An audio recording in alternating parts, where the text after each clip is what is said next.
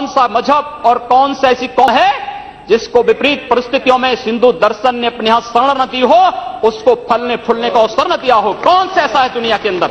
लेकिन आज जिस हिंदू दर्शन ने सबको शरण दी, सबको फलने फूलने का भरपूर अवसर दिया, आज जब उसी के खिलाफ षड्यंत्र होना प्रारंभ होता है तो उसे एकजुट होना तो पड़ेगा ही।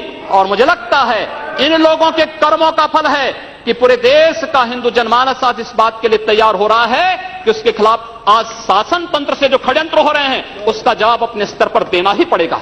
और आज वही स्थिति सामने आई है। महोदय, मैं पूछना चाहता हूं इन लोगों से, जब भारत का मुसलमान हज यात्रा करने के लिए जाता है, महोदय, जब हज यात्रा करने के लिए जाता है, उसकी पहचान तब भारतीय के नाम पर नहीं, पाकिस्तानी के नाम पर नहीं, बांग्लादेशी नाम पर नहीं, भारतीय उपमहाद्वीप का जो भी मुसलमान हज यात्रा करने के लिए जाता है उसकी पहचान हिंदू नाम पर होती है, उसकी पहचान भारतीय, पाकिस्तानी या बांग्लादेश के नाम पर नहीं। लेकिन अगर उसी हिंदू पहचान को हम इनके ऊपर यहां पर लागू करने का प्रयास करते हैं, इनको बुरा लगता है। हिंदू सांप्रदायिकता नहीं, हिंदू राष्ट्रीयता का प्रतीक है और भारत की राष्ट्रीयता का प्रतीक हिंदुत्व को बदनाम करोगे तो उसकी कीमत चुकानी पड़ेगी इन लोगों को। और इसलिए महोदय, मैं आप सबके आपके माध्यम से एक बार कहना चाहता हूं, महोदय, एक बार गुरुदेव रविंद्रनाथ टैगोर ने कहा था, गुरुदेव रविंद्रनाथ टैगोर ने एक बात कही थी। उन्होंने कहा था अगर भारत को समझना है,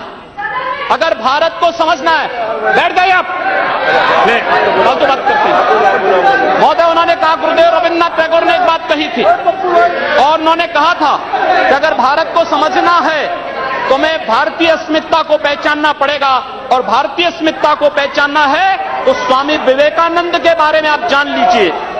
स्वामी विवेकानंद ने एक बात कही थी कि गर्व से कहो हम हिंदू हैं। स्वामी विवेकानंद ने एक बात कही थी कि गर्व से कहो हम हिंदू हैं। स्वामी विवेकानंद तो सांप्रदायिक नहीं थे, स्वामी विवेकानंद तो किसी पार्टी के नहीं थे।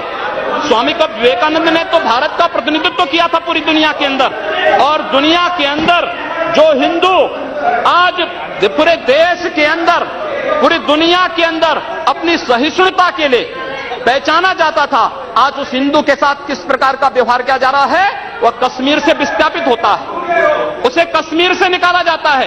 एक भी बार इस सदन में चर्चा नहीं होती है, इन लोगों का मुंह नहीं खुलता जब कश्मीर से 3.5 लाख की संख्या में कश्मीरी पंडित निकाले जाते हैं, तब ये लोग नहीं बोलते।